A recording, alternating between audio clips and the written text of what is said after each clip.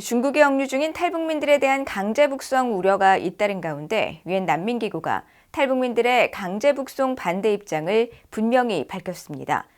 유엔 인권기구 대표는 국제사회가 탈북민을 보호해야 한다며 현재 상황을 면밀히 모니터할 것이라고 말했습니다.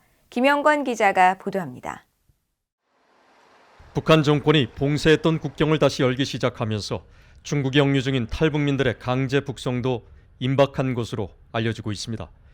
유엔 난민기구 UNHCR은 31일 이 문제에 관한 VOA의 질의에 유엔 난민기구의 가장 큰 우려는 주민들이 불법적으로 북한을 떠났다는 이유로 가혹한 처벌을 받을 수 있다는 것이고, 이 때문에 탈북민들이 북한으로 강제 송환돼선 안 된다고 강조했습니다. 그러면서 우리는 자신의 의지에 반해 강제 북송된 북한 주민들의 안위를 크게 우려하고 있다고 밝히고, 유엔 인권 최고대표 사무소와 북한 인권 특별보고관, 수많은 인권단체가 북한 내 광범위한 인권 침해를 보고했으며, 여기엔 북한으로 송환된 난민과 망명 희망자에 대한 가혹한 대우가 포함된다고 지적했습니다. 유엔 인권기구의 최고수장도 탈북민들에 대한 보호와 모니터링의 중요성을 거듭 강조했습니다.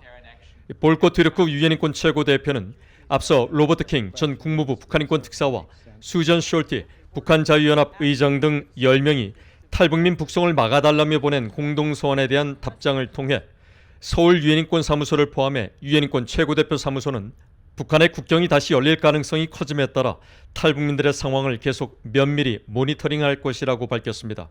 또 유엔 인권기구는 유엔 인권이사회에 제출하는 보고서와 유엔 회원국과의 대화에서 이 문제를 계속 제기하고, 극도로 취약한 개인들이 국제법에 따라 마땅히 받아야 할 보호를 받을 수 있도록 모든 기회를 모색할 것이라고 밝혔습니다.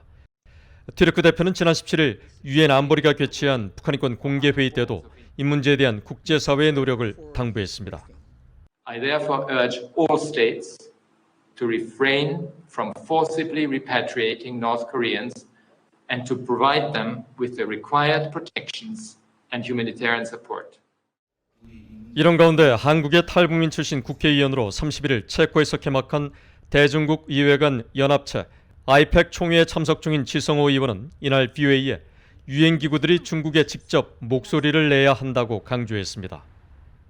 이 문제는 이제 국제사회가 함께 이제 나서야 될 문제고, 또 UNHCR이라든가 책임 있는 역할을 해야 된다고 생각해요. 유엔이 자기 목소리를 내지 못할 때 이제 권위주의 국가가 더욱 이제 강해지는 것이고, 그곳들에서 이제 인권을 이제 무시하는 행위들이 더 빈발하게 이제 발생을 하는 것이고, 책임을 다해야 된다고 생각하고 있고요.